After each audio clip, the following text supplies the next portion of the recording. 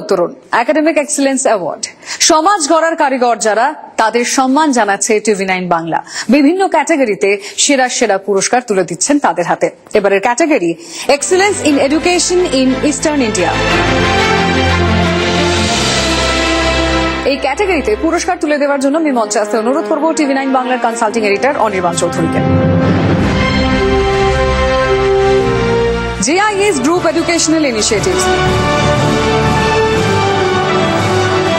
মঞ্চে আসতে অনুরোধ করছি মিস্টার বিদ্যুৎ মজুমদারকে, deputy director JIS Group Educational Initiatives।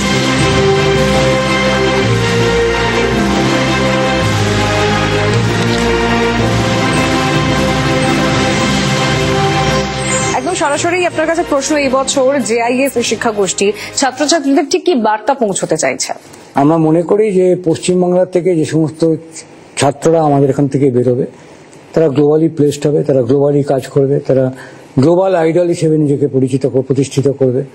এবং যেহেতু তারা JIS শিক্ষাগোষ্ঠীর মধ্যে একটা শিক্ষাগোষ্ঠীর থেকে বেরোচ্ছে, স্বাভাবিকভাবেই এটা আমরা মনে করি যে তারা যথেষ্ট তাদেরকে ট্রেনিং দেওয়া হয়, তাদেরকে গ্রুমিং করা হয়, তাদেরকে প্রিপেয়ার করা হয়, তাদেরকে ড্রিম দেখানো হয়, তাদেরকে ড্রিম কি করে এক্সিকিউট করতে হয় তার পদ্ধতিগুলো শিখিয়ে দেওয়া হয়। পশ্চিমবঙ্গের মধ্যে এত বৃহৎ একটা শিক্ষা গোষ্ঠী হিসেবে ছাত্রছাত্রীদের ধরে রাখার ক্ষেত্রে একটা গুরুত্বপূর্ণ ভূমিকা আপনাদের পালন করতে হয়, সেটা কিভাবে? এটা আমাদের কাছে একটা বড় চ্যালেঞ্জ।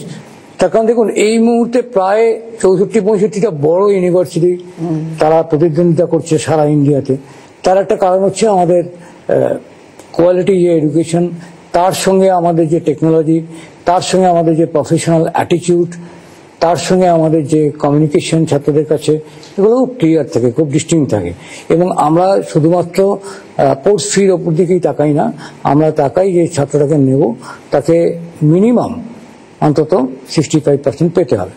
এবং অ্যাভারেজ প্যাকেজে মোটামুটি 10-12 লক্ষ টাকা থাকে, কারণ বছরে মাসে 1 লাখ টাকা তারা ঢুকেই পাচ্ছে।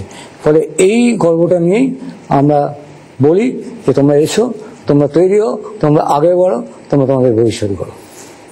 অনেক ধন্যবাদ আপনাকে এবং আরো একবার শুভেচ্ছা, এই সম্মান আপনারা পেয়েছেন।